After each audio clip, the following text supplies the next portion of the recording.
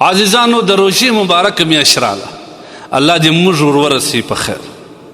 دا ډېره بهترینه معظمه میاشت ده، دا ډېر قدردانه میاشت ده. د دې میاشت څخه دا معلومیږي چې الله د خپلو بندګانو سره ډېرې مینه لري او د خپلو بندګانو و مغفرت ته او د جهنم څخه د خلاصون دپاره بهانه غواړي الله. ځکه دومره عظیم چانسونه الله پاک جل جلاله خپل بندګانو ته ورکړي. ګوري دا میاشت د نورو میاشت سره کم نه ده. دا کله کله د شریعت د اسلام احکامات ته لږ ځیر سي، لږ د زړه په غوږو اوري. دا میاشت د نورو میاشتو سره کم نه ده. دا میاشت د رحمتو میاشت ده او دا په حدیث کې راغلی اوله رحمه.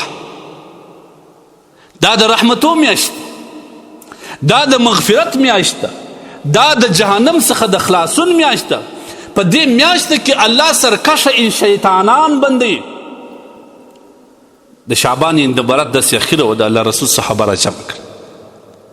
صحابه ورته وایي پر تاسو باندې ژر تر ژره به یو عظیم قدردانه میاشت سایه وکړي. شهر عظیم،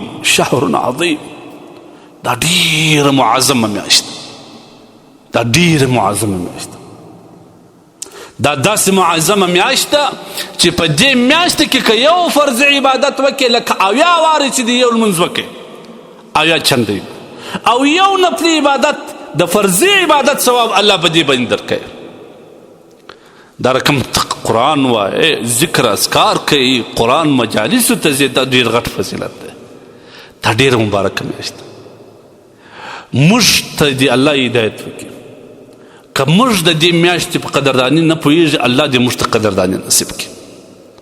لیکن واوره، یو د دنیا کاروباري سیزن وي، خلک څومره ورته ځیرک وي، میاشت 2 در مخه مال راوړي، سټاکي جمع کوي چې سیزن را روان دی او د هر یو ورته خوشحالي مشورې ورته شروع چې پام کوي هلکه ونه ښورېږي، سمې کیمرې ولګوي چې څوک غلا ونه کړي او فلانی وکړي، ځکه د پیسو سیزن را روان. لیکن واوره، دا د الله جل جلاله د لوري د بنده سره احسان دی. د بنده دپاره الله جل جلاله یو سیزن د عبادت، یو سیزن د مغفرت، یو سیزن د الله د رحمتو لاندې راوستل او یو سیزن د جهنم د ازادي دپاره الله جوړ کړی دی د بندګانو دپاره.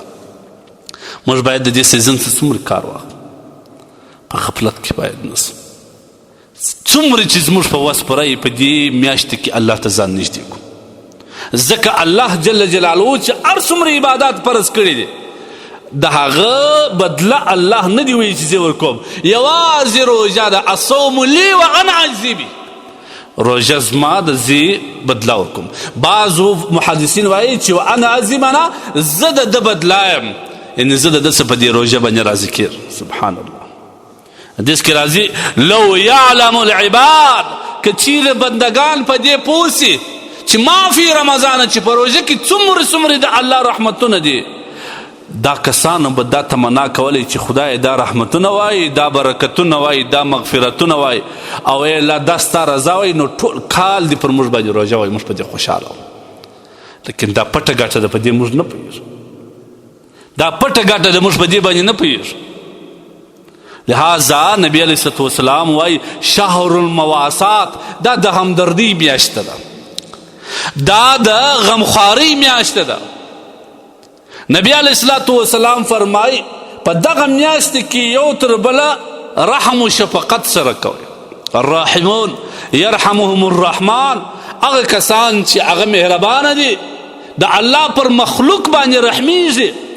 الله پاک جل جلاله څه ورته وایي؟ د قیامت په ورځ به بیا زه پر تا باندې رحمیږم او الله وایي زه به بیا پر تا باندې رحمیږم. ارحموا من فی الارض یرحمکم من فی السماء.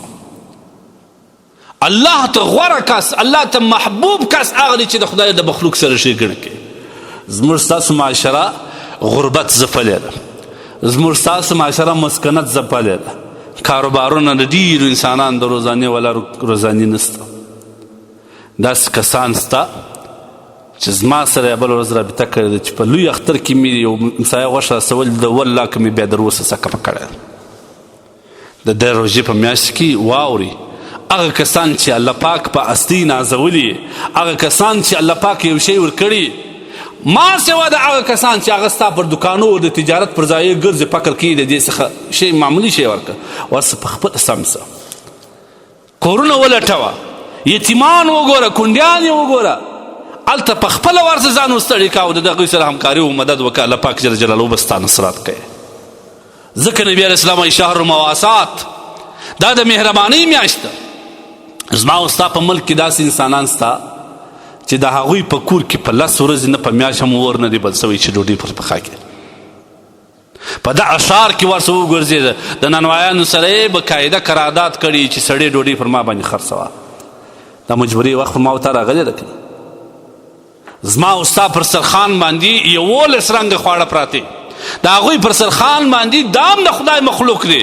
الله دې ته هم ویني، الله تبارک وتعالی دغه مخلوق هم څاري، هغه هم څاري، د هغه پر سرخان باندې اوبه ډوډۍ پرته ده یا پیازو ډوډۍ پرته ده. ته خبرې د الله رسول صلی الله علیه وسلم څه فرمایي؟ نه بسې داخل هغه کس، نه بسې داخل هغه کس چې خپله په وریجو غوښو موړ امسایه الله تبارک وتعالی ته د اوښکو ډکې سترګې نیولي خواهش ورته کوي. دا د غمخوارۍ میاشت ده، دا د صبر میاشت ده، دا د صدقې میاشت ده.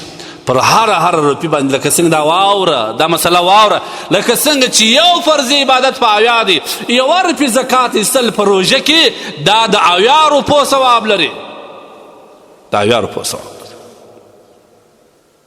د خدای په خاطر د روژه مبارکه پیش ده، په دې کې خپل صدقې وکړي. بس ته بخل چاته ډېری، قسم په بالله هغه بچیان ته چې ته ډېری د دغه بچیان چې په ستا په دنیا کې کم عیاشي خرمستۍ کوي، د دې ثواب کتاب حساب کتاب ستا سره کېږي. نو دا ښه دی که خپل آخرت په آباد کړي.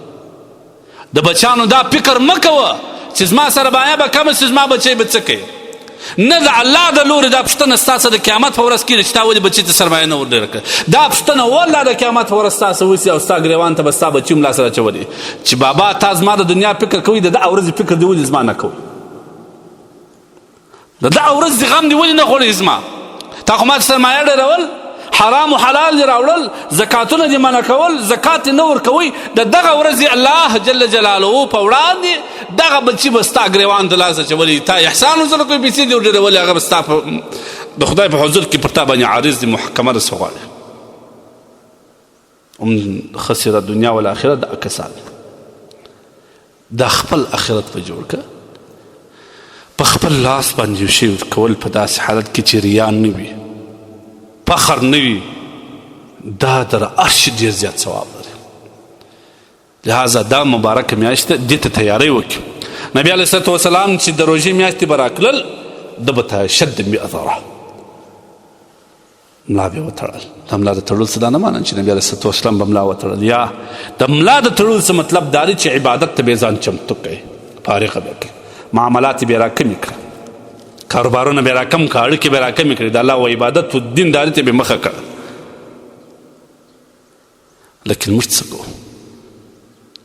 لہذا دا مبارکه قدردانه میاشت ده، د دې قدرداني وکړئ.